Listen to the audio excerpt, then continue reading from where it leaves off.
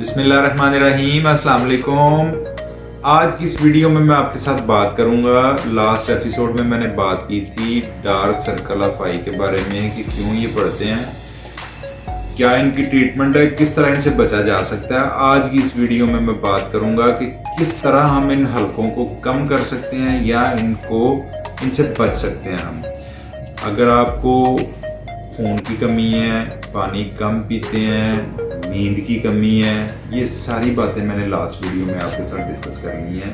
आज इस वीडियो में मैं जो डिस्कस करूंगा इनमें कमी कैसे की जा सकती है, कुछ घरेलू टोटके ऐसे बताए जाएं जिनके साथ इन सर्कल्स में कमी है। सबसे पहले आपकी नींद जितनी भी है, थोड़ी है, कम है, ज़्यादा, लेकिन आपकी नींद भरपूर नींद होनी चाहिए।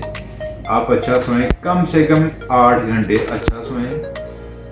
फ़ोन यूज़ अगर आप करते हैं, फ़ोन यूज़ करने से, स्क्रीन यूज़ करने से, फ़ोन यूज़ करने से आंखों में थकावट आती है, तबीयत बोझी सी हो जाती है, बोझल सी होती है। ज़्यादा लॉन्ग ड्यूरेशन के लिए जो लोग स्क्रीन यूज़ करते हैं उनके लिए एक छोटी सी टिप बताई गई है, तकरीबन काफ़ी दफ़ा मैंने बताई है।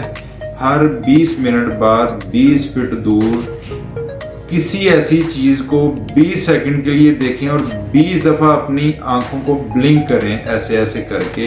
इससे आपकी आंखों में ड्राइनेस कम होगी। थोड़ा सा जो पीछे सोजिश वाला माहौल बनता है फोन या स्क्रीन ज्यादा यूज करने की वजह से, उसमें कमी आती है। आंख में जो मेबोनियम ग्लैंड्स हैं, जो आंख के अंदर, जो आपकी पलक के अंदर होते हैं, जिनका काम है आपकी आंख को ऑयली रखना, वो बेहतर तरीके से चलना शुरू हो जाती है।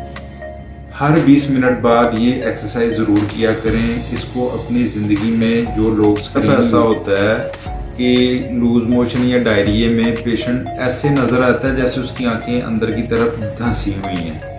ये क्यों होता है? क्योंकि जब आपकी बॉडी डिहाइड्रेटेड होगी, यानी कि बॉडी के अंदर पानी की ज़्यादा कमी होगी, तो आपकी सबसे पहले आंखों से पता चलता है कि आप डिहाइड्रेशन में हैं।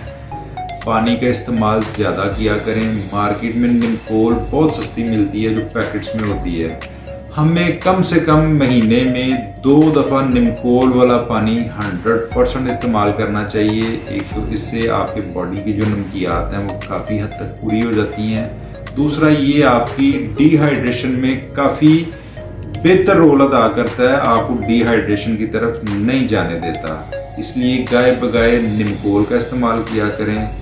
इसके बाद जो पेशेंट खून की कमी के साथ हैं उनको अपने डॉक्टर के साथ मशवरा करना चाहिए। आपका एक टेस्ट होगा, उसमें पता चल जाता है कि आपके खून के सफ़ेद खुलियों की कमी है, आप में खून के सुर्ख खुलियों की कमी है, या आपको वैसे कोई डिहाइड्रेशन है या आयरन की कमी है। जब वो टेस्ट सामने आ जाता है, अगर आप में रेड सेल्स की कमी है तो आपको डेफिनेटली रेड सेल लगाए जाएंगे। अगर आप में वाइट सेल की कमी है तो डेफिनेटली आपको वाइट सेल्स लगाए जाते हैं। इसी तरह जब आप में रेड सेल्स कमी के बाद अगर आपकी बॉडी में आयरन की कमी है तो डेफिनेटली डॉक्टर्स आपको आयरन की कमी पूरी करने के लिए कोई मेडिकेशन करेंगे। इसी तरह अगर कैल्शियम की कमी है तो आपको कैल्शियम पूरी करने के लिए कोई मेडिकेशन करेंगे। 40 एज के बाद, मेल हो या फीमेल हो, 40 साल की उम्र के बाद कुछ हमारी बॉडी के अंदर हार्मोनल चेंजेस स्टार्ट हो जाते हैं। इन चेंजेस की वजह से हमारी जो अपनी जिल्द है, स्किन है, वो पतली होनी शुरू हो जाती है। जब ये स्किन पतली होती है तो अगर हमारी नींद टुकड़ों में होगी, कम नींद होगी, थकावट वाली नींद होगी, तो जब हम सोए हुए उठते हैं तो अक्सर लोगों को आपने देखा होगा कि उनकी आँख के नीचे काफ़ी स्वेलिंग हुई होती है। थोड़ा टाइम गुजरता है, घंटा 1.5-2 गुजरता है, आहिस्ता वो स्वेलिंग कम हो जाती है। जो ही हम 40 साल की उम्र क्रॉस करते हैं, कई लोगों को एलर्जी की वजह से, कई लोगों को डस्ट एलर्जी की वजह से, कई लोगों को ड्राइनेस की वजह से आंखों के नीचे स्वेलिंग बनती रहती है। शुरू से जो लोग मेडिकेशन यूज करते रहते हैं, स्किन पतली होने के बाद जो आंख के इर्द गिर्द जो एक जाल बना होता है, वेन्स का जाल बना होता है, रगों का जाल बना होता है, इन लोगों में जो वेन्स हैं वो फैलाव का शिकार हो जाती हैं। जब वो फैलाव का शिकार होती हैं तो अगर आप इस तरह की नींद करेंगे तो डेफिनेटली उनमें थोड़ी सी कंजेशन बन जाती है। कंजेशन बनने के बाद आपका ये हिस्सा थोड़ा सा उभरा नजर आता है, स्वेलिंग नजर आती है। जो ही वो स्वेलिंग कम होती है तो इस जगह पे डार्क ऐसे जैसे ब्लड के धब्बे बन जाते हैं, इस तरह के निशानात आ जाते हैं। ये आहिस्ता आहिस्ता कम हो जाते हैं।